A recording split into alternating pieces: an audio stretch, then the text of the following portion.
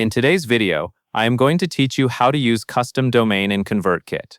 Using a custom domain helps your landing pages and forms look more professional and consistent with your brand, instead of using a default ConvertKit address. I will walk you through where to find the setting, what to copy, and how to verify everything so it works properly. First, log into your ConvertKit account. Look to the bottom left corner of the screen. Click your profile area, and then click Settings. This is the gear icon, and it is where ConvertKit keeps account-level options. Inside Settings, find and click Custom Domains.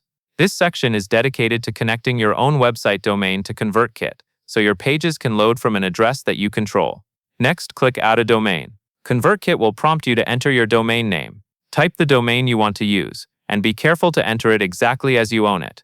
A small typo can prevent verification from working, so take a moment to double-check spelling before you continue. After you submit the domain, ConvertKit will provide DNS records for you. You will see an A record and a CNAME record. Copy both of these values exactly as shown. These records are instructions that you will add at your domain provider, which is the company where you purchased and manage your domain. Now open a new tab and sign in to your domain provider.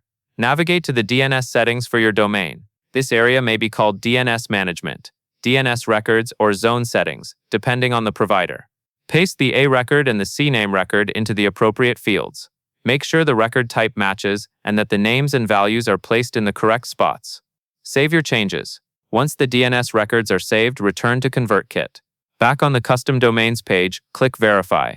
Keep in mind that DNS updates can take some time to propagate across the internet.